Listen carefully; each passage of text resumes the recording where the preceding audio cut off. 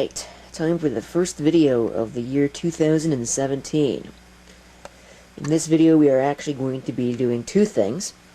Number one is we are going to be investigating what is wrong with this Yamaha CD changer right here. Now of course you can't really see it all that well, but this CD changer has been acting quite goofy over the last little while. It's been switching discs, saying that there's no disc loaded, and ignoring discs that I've put into it. We're also going to be replacing the cable that is on this RCA CD changer, because the cable that's on the RCA right now, you might be able to see it at the back there. It's the one with that thing dangling off of it. You can't really see it that well, but it is a video cable. Maybe if I get a light and shine a light on it. That might not work. That's just going to be a fart in a whirlwind, really. People love it when I say that. And the other thing that people love is when I use this camcorder that, as you can tell, has got bad capacitors. Doesn't really work all too well sometimes, but I shine the light. Yeah, you can probably see it a little better. It's that thing with the yellow cable dangling down from it. That's a video cable, and I want to get that out of the studio. So I'm going to replace it with an audio cable. Alright, I'll do that and I'll be back. Well, I'll have to... Actually, what I'm going to do is I'm going to get both of these out of here, and then that's what I'm going to do. The other thing I'm going to do when I'm thinking about it, I'm going to give these a good cleaning. That's kind of a mess.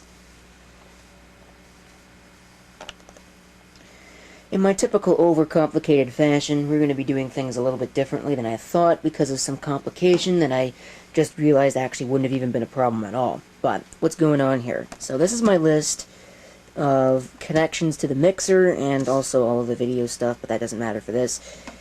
And we can see I've had to make a change here. The RCA changer used to be on the Behringer 802 mixer, which is the one that is sitting back there. As you can see, that one, that's the 1002, the big one. And the Pioneer used to be here, but I've made a change because I found that the audio cable I was going to be putting in was actually too small to reach over here where all this equipment was. So I switched those two and I put the Pioneer on the 802 because that was easy. The 802 is right beside that stack of equipment, so there's no problem there. But then I realized I don't have another cable, so I just took the component cable and switched it to this. Over there on that, so that's what's going to go there. I'm using the red wire for the, oops, red wire for the right, the left. No, red wire is right, and white is usually left, but I'm using the green for the left. Of course, that wouldn't have even been a problem at all, because I just realized that this could come apart.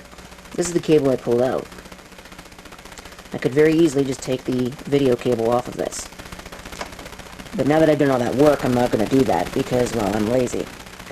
So now I'm going to take this out of here in order to get to this. It's going to be interesting to try and get to that because I don't know.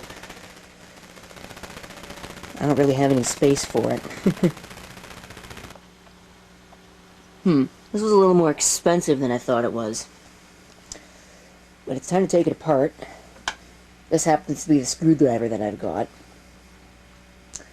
It's the only full-sized Phillips bladed screwdriver I've got left. All the other ones have broken. So, I'll have to use that and make do. Alright, and a repair is exacted. Sorry I couldn't get any video of the actual repair before the repair. Well, it looked exactly the same. What happened was, and I really don't like this mechanism. I think that Yamaha could have made this quite a bit better, especially for this, which probably was a fairly expensive piece when it was new. But this had been glued together because one of the clips that holds this particular piece together actually fell apart. And that was the problem with the CD changer and why it was at the thrift store. So I just hot glued it back together. Well, this hot glue failed because it wasn't a very good job to begin with. And so this, while probably not much better, hopefully will hold up. It seems to be working okay for now. CD player's on. And by the way, For those of you who are probably going to attempt this yourselves, make sure to be careful of this area here, because that's an infrared laser. It will do little pretty patterns on your retina, and you won't be able to see properly anymore. And you won't even see it happening, so, until it actually happens. I'm going to take the front panel off. I'm not sure if you'll be able to see it, but there's a broken button there that I'll have to fix. So that's why it's in position 3 and not position 2, because I don't want to use the remote in order to do this. I'm lazy. And I also don't have any speakers hooked up. Well, I could hook up speakers, but I actually tested it with this pair of HP speakers. Really, really, really nice set of speakers. Although they're really loud, and I don't want to do that because people are trying to sleep now. So, for the quick test that it was before, it seemed to work. At least it plays. And you'll probably get a general idea when I do this. You can see it in operation.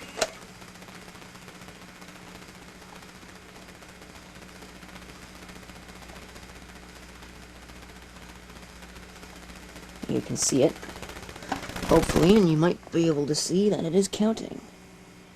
Barely. This camera's got a really dim image sensor. But, of course, it doesn't help that the camera's got back capacitors. But, there you go. It's actually working. So I gotta take the front panel off and fix that. Well, that sucked. Taking the front panel off was easy enough, although it kind of stuck on there a little bit, so I don't know what the deal was with that. I hope it didn't break anything, but what you gotta do in order to do that, there's 3 screws on the bottom. Where's the bottom? There it is. There's one in the middle here, and then there's a third one over here. There's 4 screws on this metal piece. 1, 2, and then there's the other 2 on the top. And then you're gonna remove that connector, which goes to the power button. This you didn't really have to remove. This is the button assembly. And then this goes to the display. But then in order to get to the actual buttons, you've got to remove 6 screws to get this board off.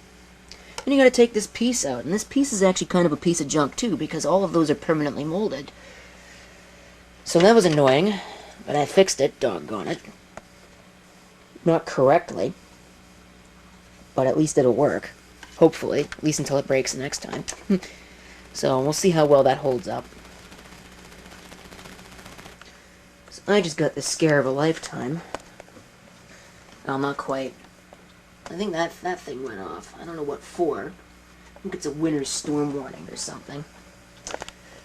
If you'll forgive me for using this word, I think it's kind of retarded that they send out warnings and watches and things at this hour, when most people are sleeping. I think it's kind of ridiculous. But either way, this is all set back up again. So, I think I'm going to close out the video with that. Thank you for watching. If you have any comments, feel free to leave them down below. And this is CP666 signing off. I hope to see you next time. Till then, why is it not focusing on the Yamaha badge? I can't zoom in anymore. Whatever. Up tops again.